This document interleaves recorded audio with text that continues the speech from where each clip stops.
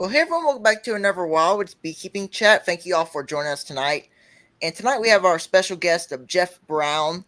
And I appreciate you, Jeff, joining us tonight on our Beekeeping Chat. And a lot of people on our chat, since, we have, many people who watch us from different places and, different locations. And some people may not know who you are. So before we get into some of the topics and some things about your business, things like that, I was wondering if you could just share with the people on here and me, because I've never we've never talked before, so we appreciate you joining us and spending Absolutely. time.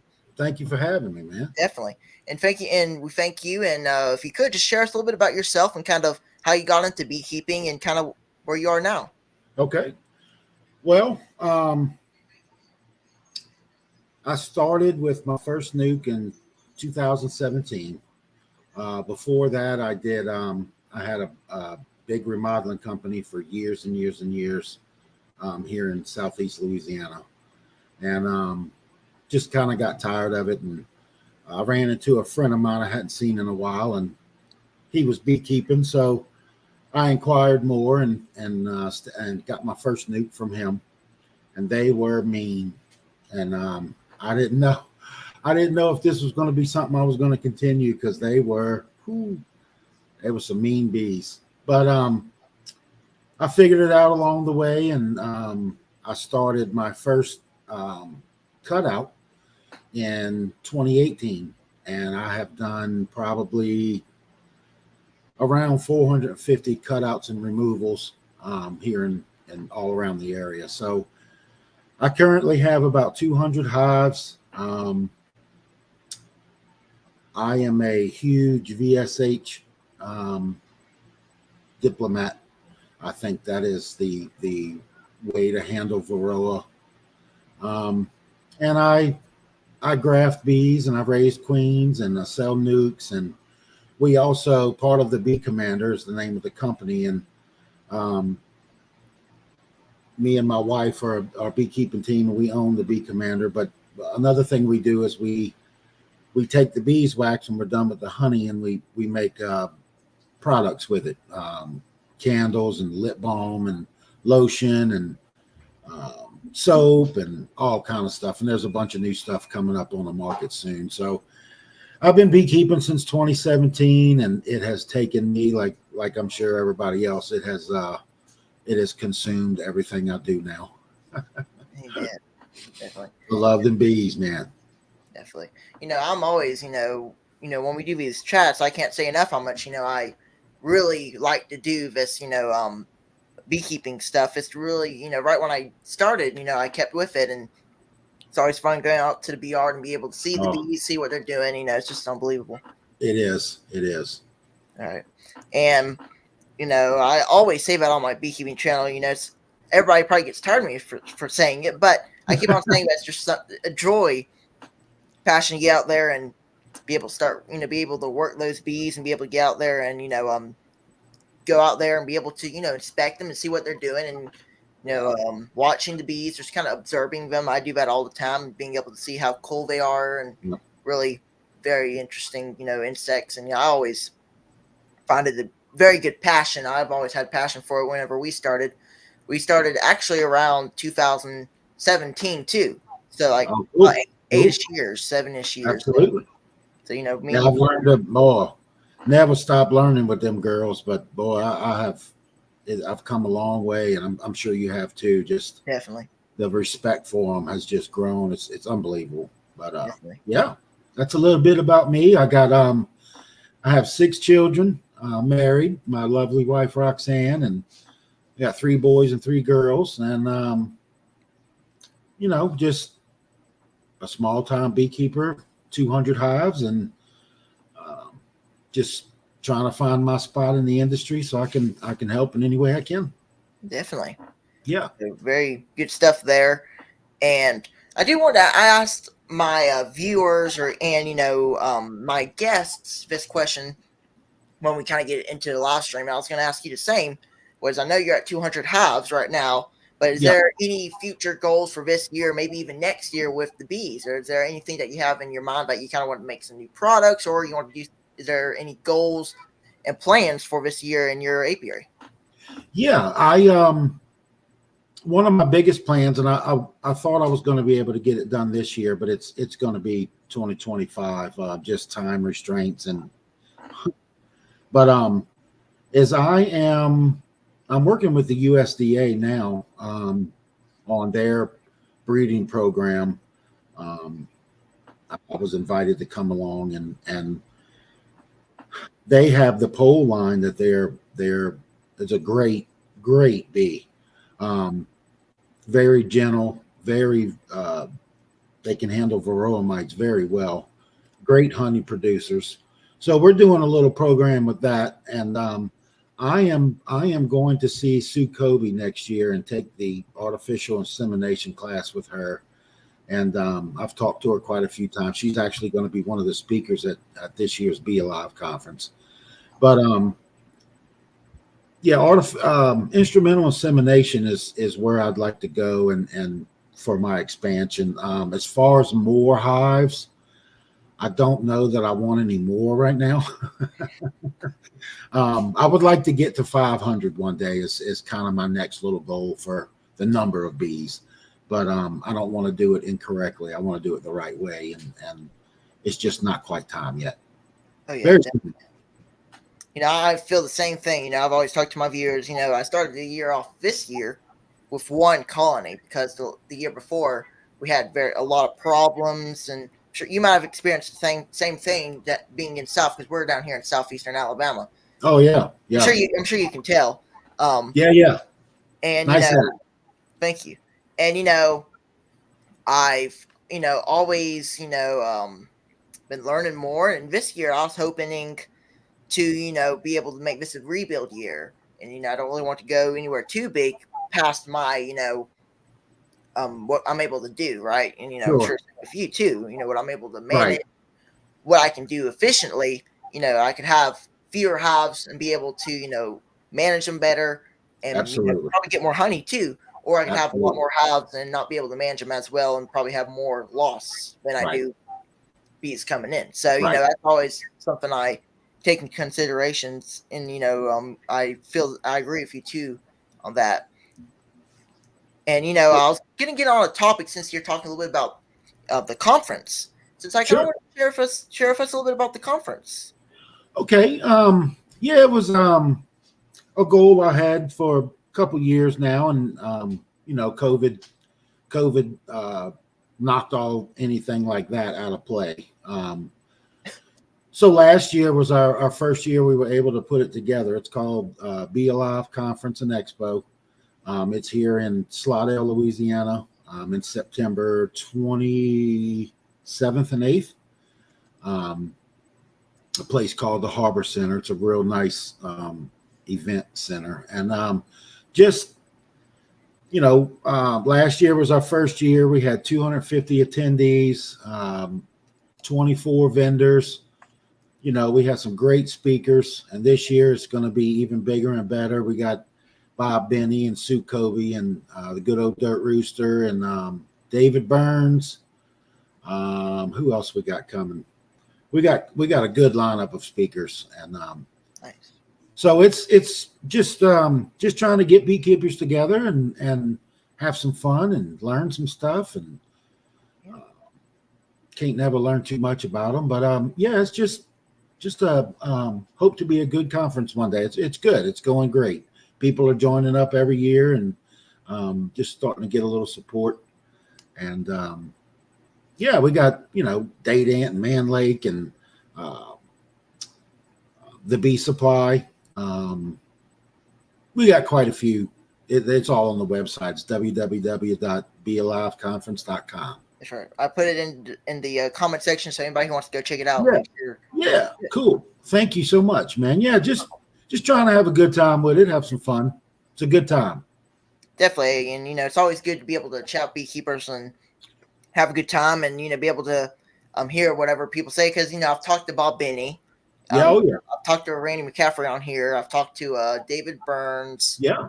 Seth Hill, and a lot of other great folks who are going to be there. I've talked to before on my chats as this one, that we do every Monday night, and awesome.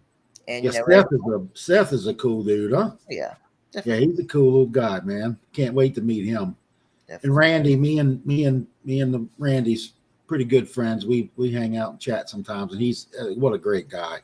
Definitely, Randy's dynamite. Definitely.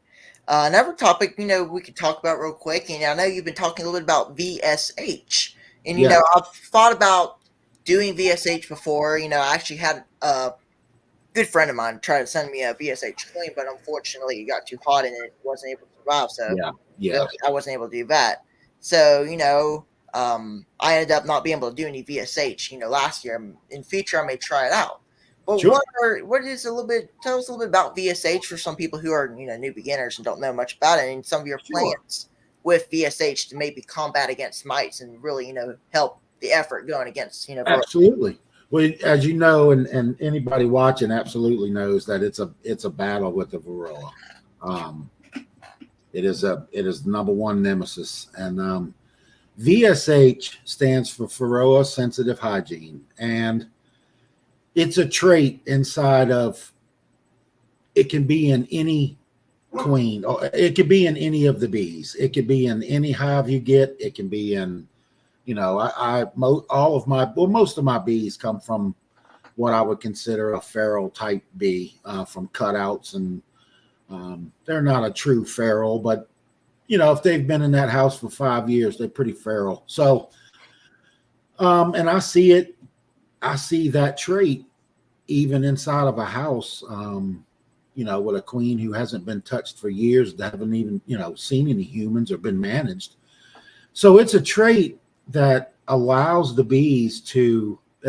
worker bees, not all of them, but some of them have that trait where they can sense something is wrong in the capped cell, and they will open the cell and check it out. If something's wrong, or they see if they smell the varroa, it's all smell, of course. If it's a problem and they're reproducing in there, the mites are reproducing in the bottom of the cell, which is where they go. That worker bee will pull the larva out, or the pupa, and throw it outside, and that kills that hampers the reproductive process of the varroa mite. And sometimes they uncap the cell. If you pick up a hive frame and you see little holes inside in the caps, it's a pretty good chance that they're checking. They got some varroa VSH type genes in there and traits, and they're checking things out to make sure everything's okay. But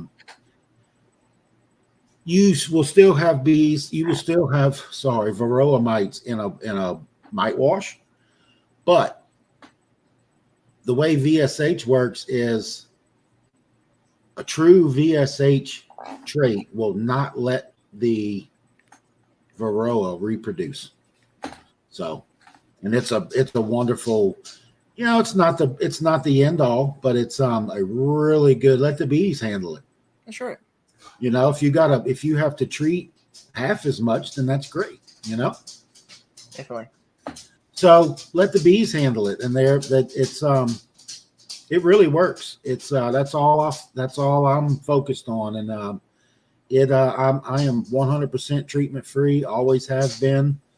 I don't even know how to treat or what to treat with. So, and I have queens that are literally 4.5 years old now. They haven't swarmed. They produce a lot of honey, and there's no mites. So, yeah. something for everybody to look at, at your own pace, your own. Yeah. That might not be your style, but if we can get away from the treatments, that sure would be nice. So yeah, that's just a touch of VSH. It goes way deeper, but it's really a very interesting concept, and John Harbaugh and them guys discovered that down there at the USDA LSU area back in the 80s. They discovered the trait, the 90s maybe, late 90s. So yeah, and that comes from the pole line bees I was talking about earlier with the USDA. That's some of that outcome. And pole line stands for pollinator line. So they came up with a bee that can go to the almond pollinations and survive that workload and still handle mites. So that's where the pole line is, pollinator line. Yeah. So yeah, sorry, I didn't mean to ramble. Oh, no worries. So are you going to be looking into raising VSH queens, or do you already raise them? Yeah, I already do. I test them. There's anybody can go on John Harbaugh's website, Harbo, Harbaugh, and he has a assay there that you can print out, and it will tell you what to do, the steps to take to see if your bees have that VSH trait. And there's I think it's 1 to 4, 4 being the highest, 1 being they have some of the trait but not. So yeah, I follow that assay. And there's another product out there called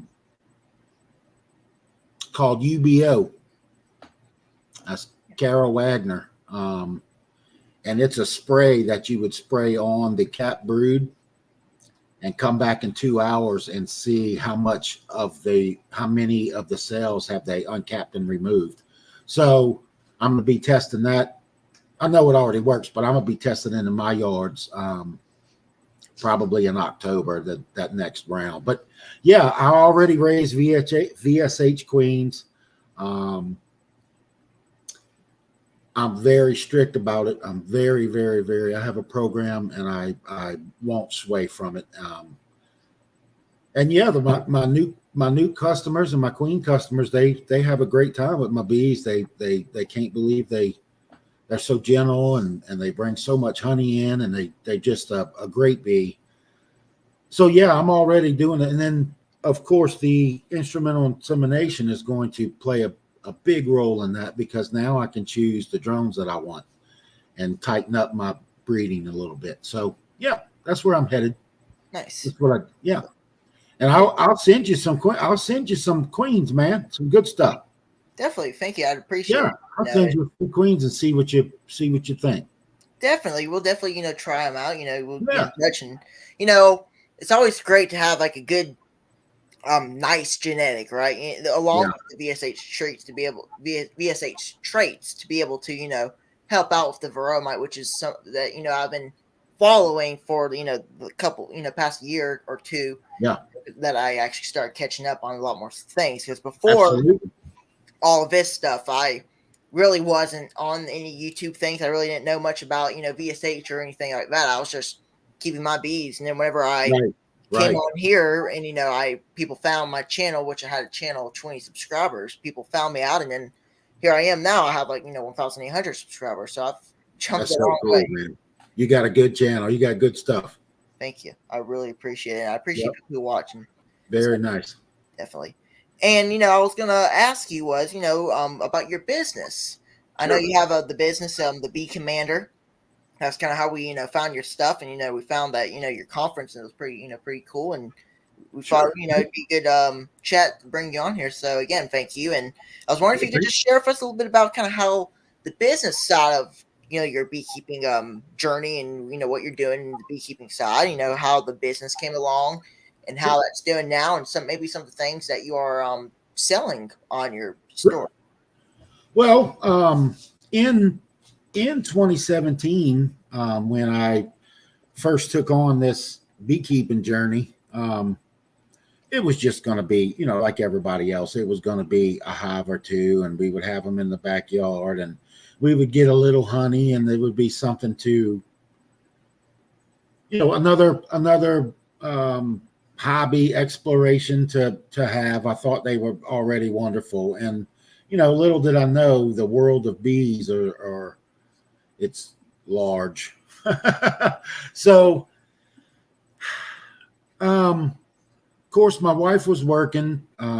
She was doing some computer stuff, and she had her job, and I was doing the honeybee removal. I figured out you could make a few dollars and get some free bees with that. So I started that journey, and it was 2021.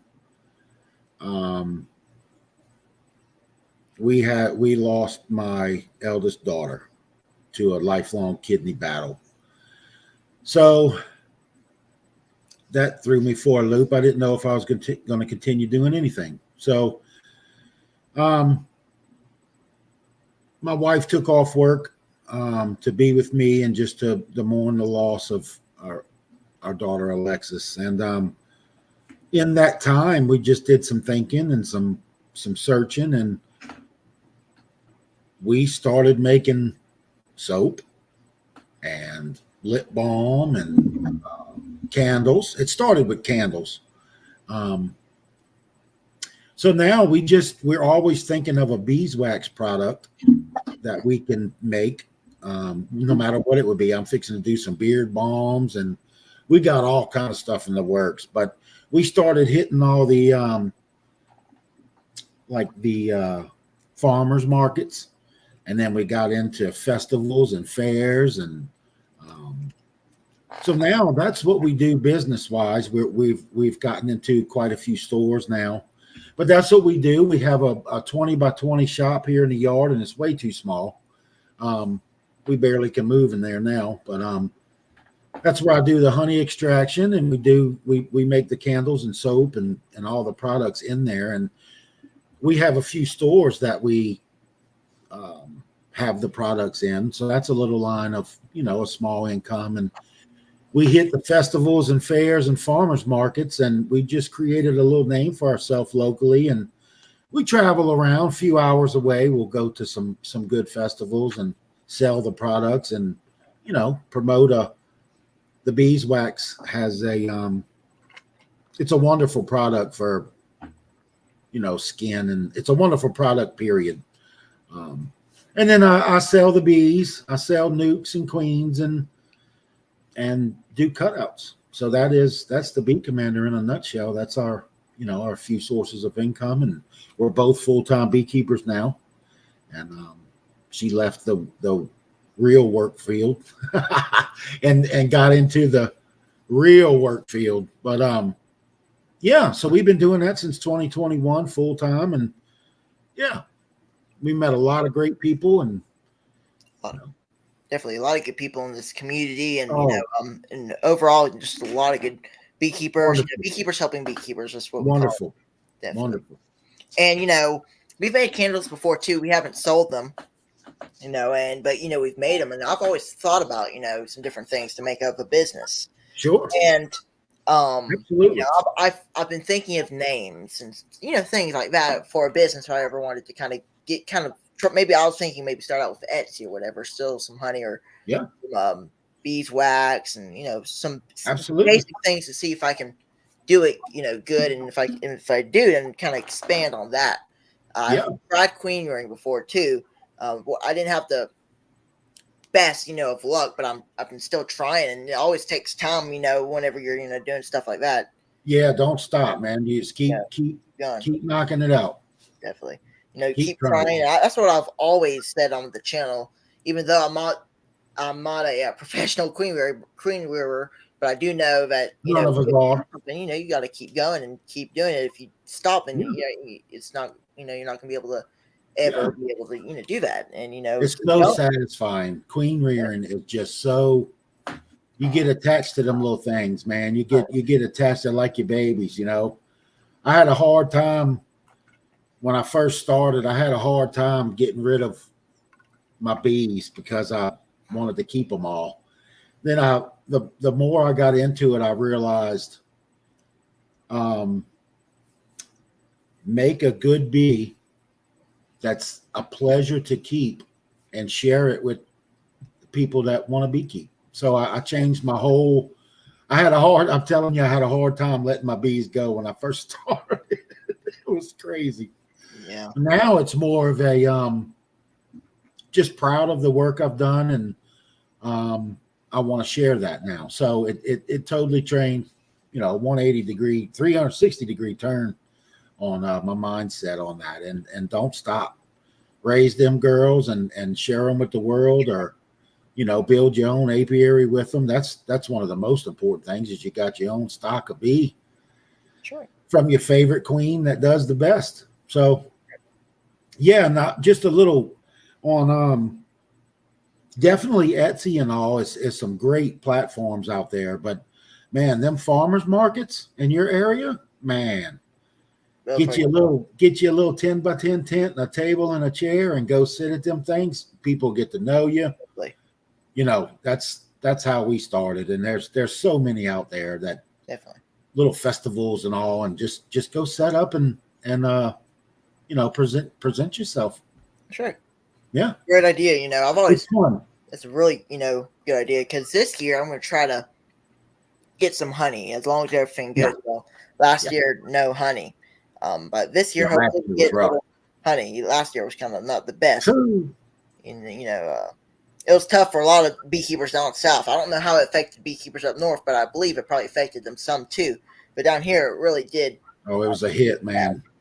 I know that freeze we had, and then I don't know if that happened to you over there, but we had a freeze in March that just literally all the our big flow is the tallow, the Chinese tallow, and all them little buds were growing and they got frozen off, and and then the drought and the heat and June, July, August. Oh, same thing happened here too. We got that one cold snap in March, which killed everything. We had a lot of things blooming. It seemed to be a really good year. We were bringing in some nectar, but ever since after that, everything just went off the rails. And I had a very bad year last year. Like, a lot of my hives, like a couple of them got robbed, a couple of them absconded. Yeah. The beetles were terrible last year. I couldn't even tell people how bad they were. They were everywhere, and they messed up the comb. I don't know if it was because nectar shortages, everywhere. It just, beetles were bad, which didn't put any take any stress off the bees. And then once we finally got into fall, we did have a small flow. But it really isn't that big of one. So really, for honey, we're always focused on our spring flow over Hello and privet. Right. Our privet's done here. Yeah, we probably about 2 weeks ago, it kind of fizzled out, and the tallow it's incredible. That's right. I saw some tallow not too far away from here, in a nearby town, Troy, Alabama, down here in Alabama, and I saw some tallow, and bees were covered on it. It was on board. Yeah, buddy. So tallow is our biggest. That's a big flow for you guys over there. It is. So right whenever we got into, I believe, early April or maybe even March, late March, the privet really did well.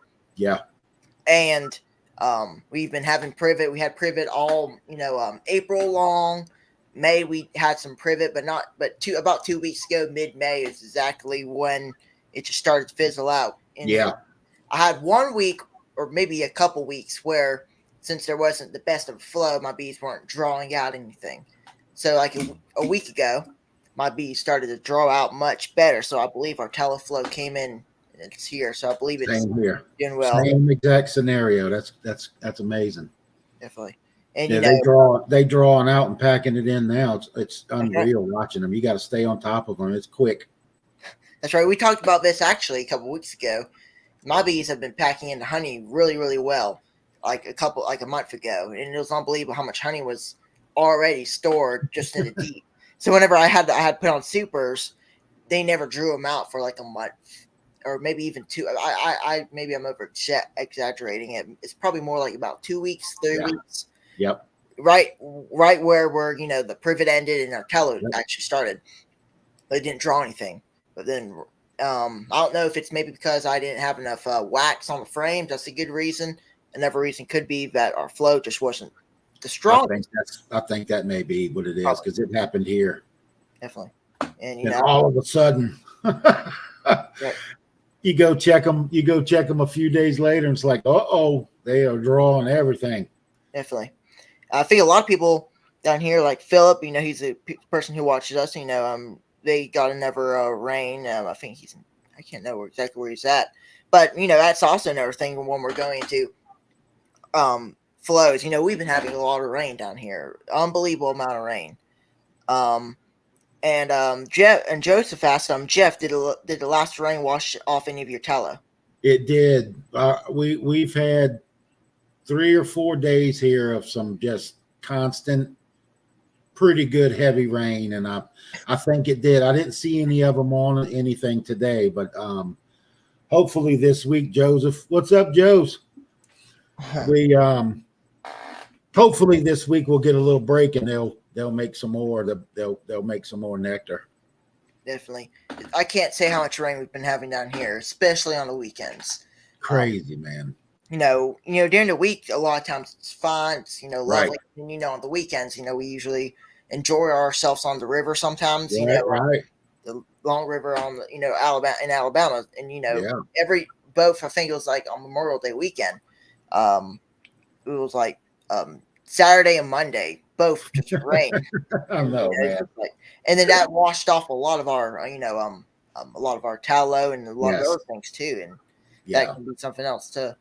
Now, I'm actually seeing like I don't recall seeing it ever before, but the tallow went through some of the trees, went through their whole cycle, made the tassel, and they fell off, and now they're making more.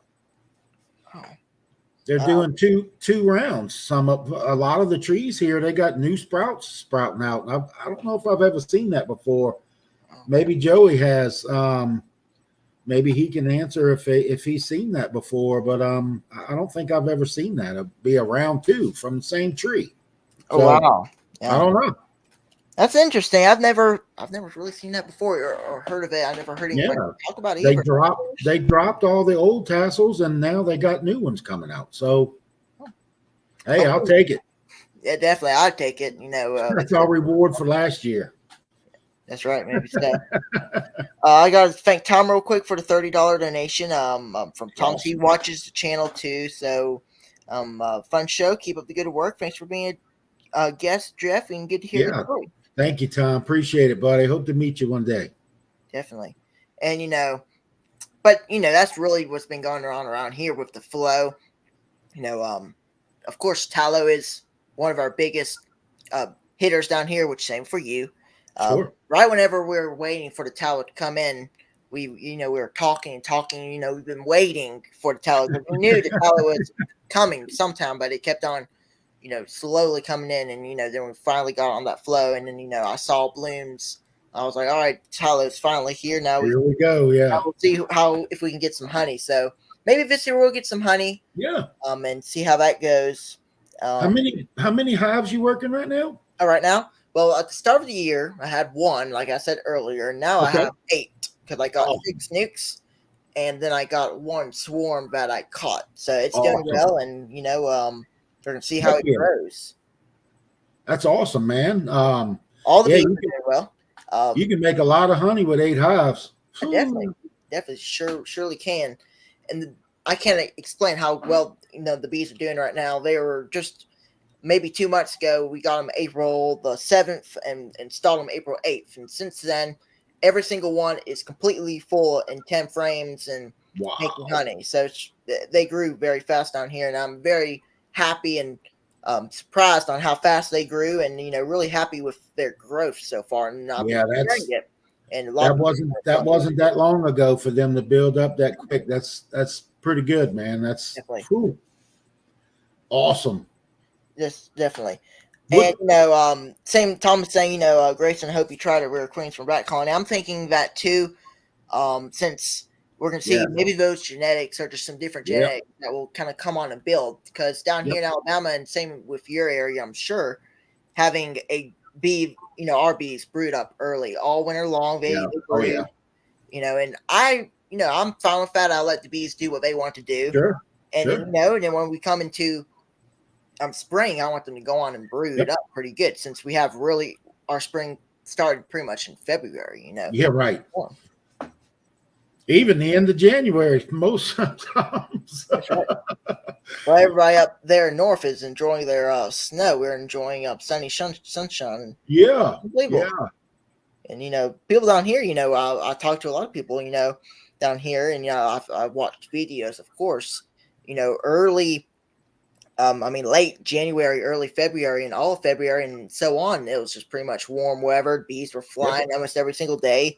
Yep. Night, of course, we got kind of low. Of course, we got maybe some 40-degree weather, 45-degree weather, 39-degree weather. Right. So, Nothing detrimental. Nothing. That's It right. don't even slow them down. That's right. Don't even slow them down. I was impressed, with some of those, getting close to Right. 39, 30, Right. 35, and they still go. They're still Yep. going. They're still brooding, and I found that really, really good. And that's kind of what I'm also looking for, in my bees, and Yep. just depending on where you live and different things. Now, Sure. since we're kind of on the talk about genetics, I really like my genetics. I run Italians. I know Yep. you run VSH, but what do you kind of like to run? Like, Italians, Russians, or do you just like to do like some of your local genetics? Yeah. The bees I have now, of course, they're all mutts. That's right. I have no idea what they are. There's a lot of Italian genetics, but I also see a lot of, believe it or not, Caucasian genetics with the propolis buildup. They're famous for a lot of propolis, and I have some hives that I have to have I have to hook my truck to the lid with a tow strap and get the lid off. They are making some propolis, and I think that's that Caucasian genetic. But I think I want to stay away from the Italian genetic, only because to me, they love to rob. And I really don't want that around. But other than that, they're a great bee, but they love to rob. The Caucasian Carniolan, I think that's where I'm going to head, but I'm not going to know exactly how much of those genetics are in each of my hives, because I'm not going to get them tested. But That's right. I just go with my mutts, and I go with the best. If it's mostly Italian and she's doing great and she's VSH, then I'll go with her. Definitely. I'm not partial. I get you. And I feel the same way. Mine are Italian. They do like to rob. I haven't had any robbing problems so far, since we're Right. still in a good time of the year. But I know since once we get into July, I think most of June we should be okay, Yeah. weather wise. And I just know when July comes, they'll start our dearth. They And will I sure think pick on a smaller hive.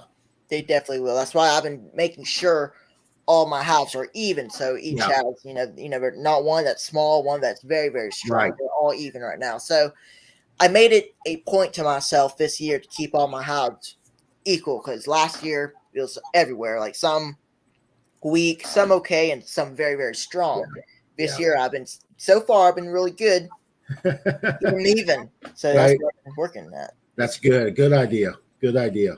Try to prevent robbing, which was one problem last year, and Italians do like to rob. They Overall, do.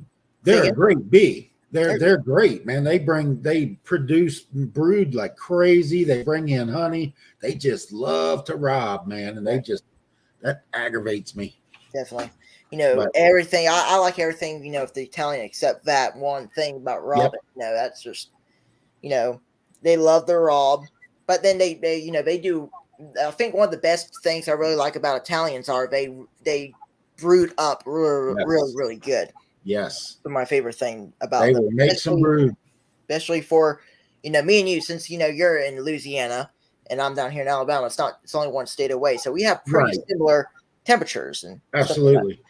And you know, Where are you at? Where are you at? I am in southeastern Alabama, so we're Okay. like about an hour ish, probably right there on the hour north.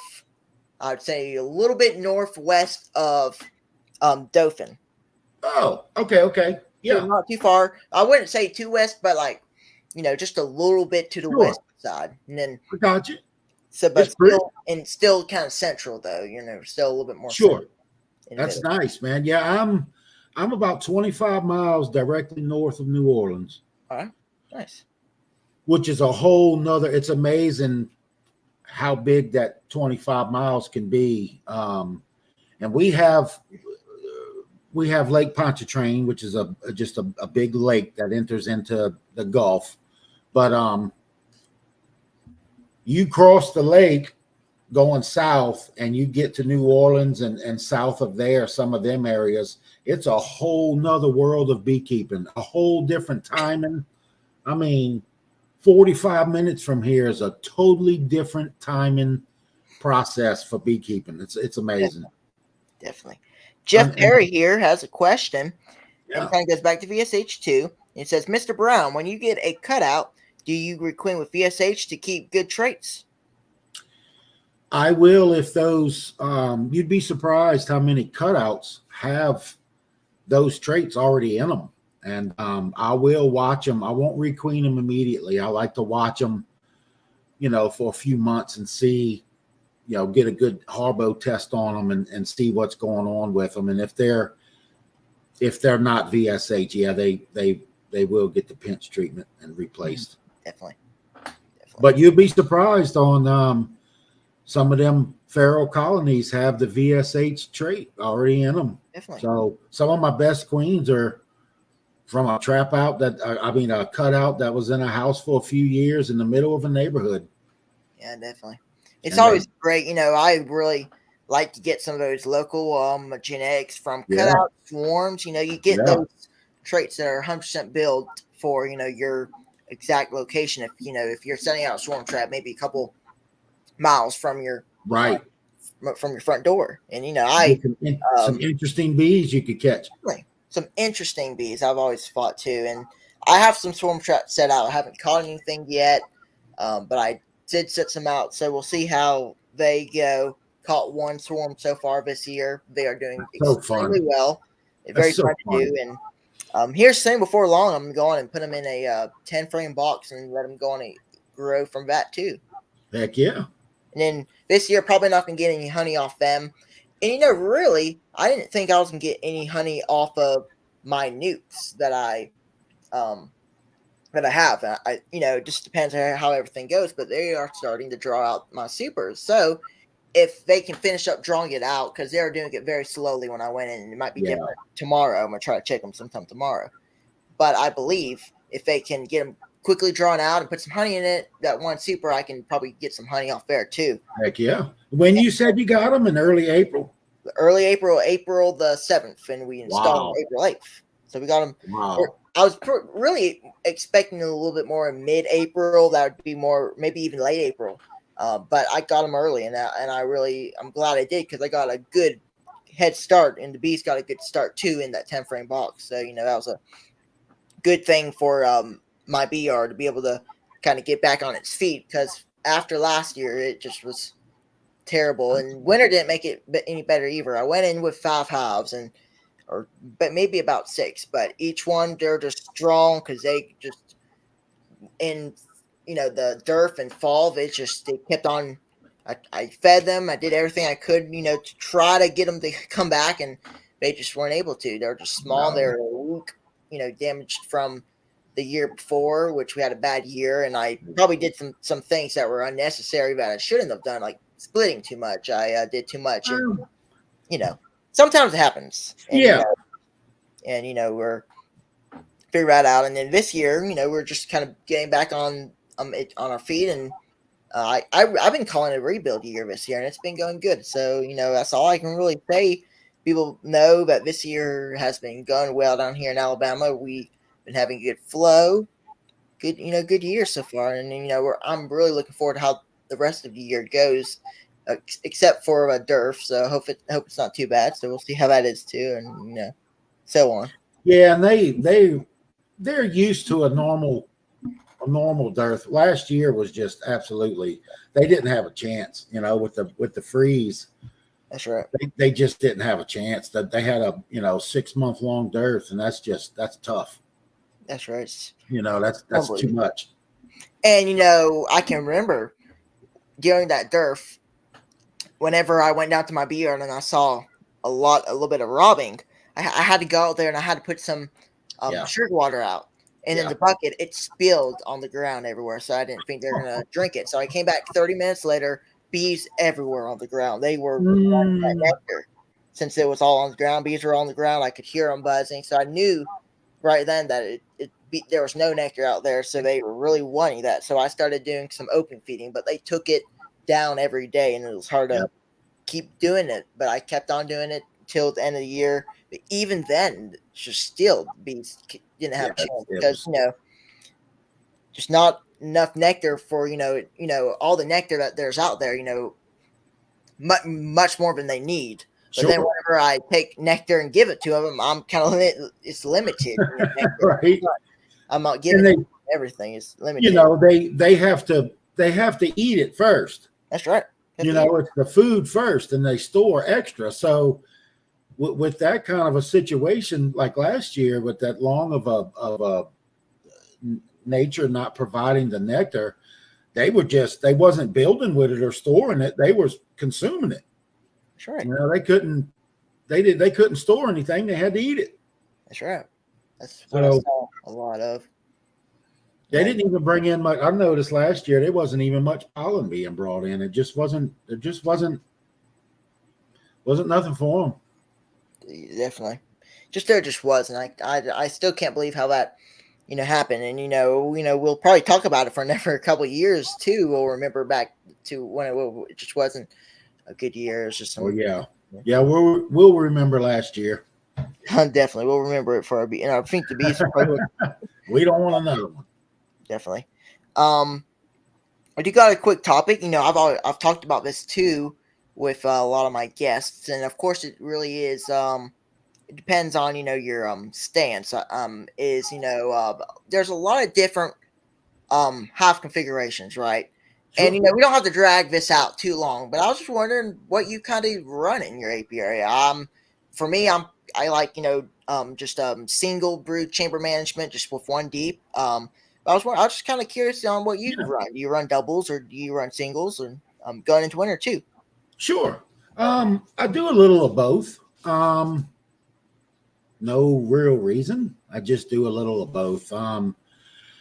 Mostly, I would say that I overwinter in double deeps and then knock it down to a single right into March. Yeah.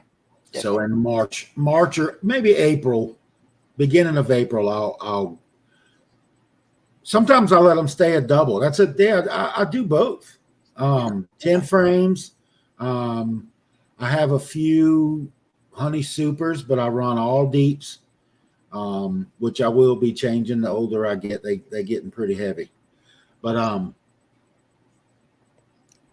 don't run a bunch of queen excluders. I don't like queen excluders a whole bunch, but I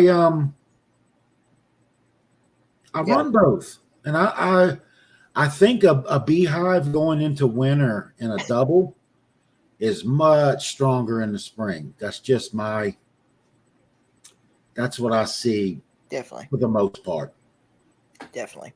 I don't know why, but a double, even if it's not a double full of bees, for some reason they are just stronger in the spring. I don't know. I don't know that science, but yeah, definitely. I've had that experience too. I've used both too. Right now I've just been running some singles, and I do have one that has double deeps, but I'm using the one deep on top for honey because I don't have any drawn super frame, so I had to resort to having a decent amount of drawn deep frame. So I said, all right, I'm gonna put this on here and put it on there, and we'll wait. And Yep. the only thing I'm, worried about is that once if they can fill that thing up to the top, it's gonna be heavy to lift because it's almost it's harder. It's already hard to lift one full super. Yeah, they heavy, man. There you are. And I had this one super on my hive, and this it's top full. It's just full. I can't believe how full it is. A lot of honey in there, and it is pretty heavy to lift. I can still lift it. It just takes takes a little time, and be strong, to be able to do that. But deep will be pretty heavy. So what I'll probably do, I'll have to split it down the middle, take 5 frames out, Yeah. and put it in a nuke, and then move it Yep. over, and I can come Yep. back, do that again. I've done that. Absolutely. If I Yeah, want there's more than one way to skin a cat, huh? That's right. Definitely. Yeah, and I don't have a preference. I would prefer, if possible, to run doubles from, say, October right on through to March or so. Definitely. I think we got a quick anything else? That's less frames I got to worry about storing. Definitely. But what'd you say? I didn't hear that last comment. Oh, Philip here has a quick question, and says, Jeff, I'm looking at your website. Very nice, by the way. Can you talk about your soy beads, wax candles, and wax melts? I'm not familiar with wax melts. Absolutely. Hey, I appreciate the question. Yeah, so we take the beeswax and for the candles and the wax melts, which I'll explain what those are in a minute. But and we mix it with a soy. It's a real clean soy. We shopped around and found the best that we could possibly find. And so a wax melt is a little cube of wax, and there's what's called a warmer or a melter that you can buy from Walmart. We even sell a few, but you can go get some at Walmart or anywhere like that. And it's heated by a light bulb. So you plug it into the wall, and it's got a little tray sits on top, and you put 1 or 2 of those little melts in there. They're just like a candle with no wick. They're a candle that you melt with a light bulb, and it puts off the scent in the house. They're really neat. That would be what a wax melt is. Some people call them. I can't remember the other name. Sorry about that, but yeah. So the little pack, I think you get 6 or 7 in the pack, and you break it off, put it in your wax melter, and you don't have to worry about an open flame. The light bulb heats it up. It's pretty cool. Yeah, nice. Appreciate your question, and thank you for looking. Definitely. I left the your website in the comments if people want to go check that out. Yeah, thank you, man. Definitely. And I really like the stuff I see on there, and we working on it. We got to update it, and it's so much, man. It really is. It's a lot, but trying to get to everything. Definitely. So I know sometimes it can be probably pretty difficult. Probably can be pretty difficult, to be able to managely and do just that. Staying on top of everything is that's cool. Right. Sometimes can be pretty difficult, I'm sure. Let me see here. I kept on accidentally sending it without putting the link on here by accident. Let's see here. Return. If anybody has any more questions, please do put them in the comment section, because we're already at 55 minutes. So here soon we'll go on and since we've been kind of going for a good little while, and being able to chat with you tonight's been really fun. And it's unbelievable how a lot of times when I'm doing my live streams, time flies by pretty fast. Whenever I'm talking to the guest, and I look back down at the clock, it's already about to be over. Yeah, that went by pretty quick. Definitely. But you got a good thing going, man. I hope to meet you. We need to hook up, and I'll drive to Alabama, or you come here, or whatever. I'll get you in the conference if you want to come. Definitely.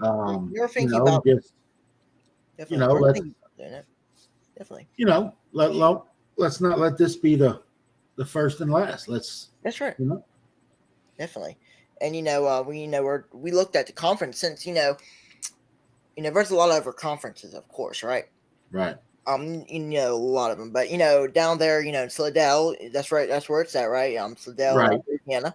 We're looking at that. It seemed like a really, really good spot. It's not far away to drive here. I'm not sure exactly what the drive would be. We're thinking it would be probably about like 3 hours or something. So Yeah, it's something like that. it's not like not Yeah, that bad. we had a great time last year. It was I was so nervous, and it came together, and we had a great time, man. It was absolutely wonderful. So we're hoping this year it can surpass that. Definitely. Sometimes right when you get into something, you get nervous at it, and then sometimes first time I did these shows, the first show I did, I was extremely nervous. I just didn't know if I could do it, but then I decided to do it, and then once I got into the live stream, it was like one of the funnest things I've ever done. I had fun doing it, and I had fun, chatting with people, and then after that, I kept on getting people on this chat up and finding new people out there who, I think would be good guests to have on, whether it be Sure.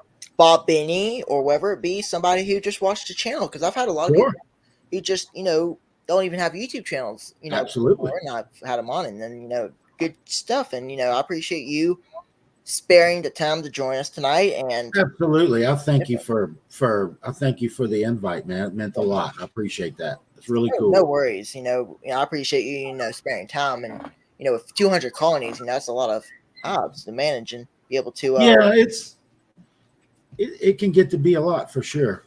Definitely. But we'll definitely chat more, on looks like my I think my camera is out of battery. It sometimes does this. So let me go on and put me on a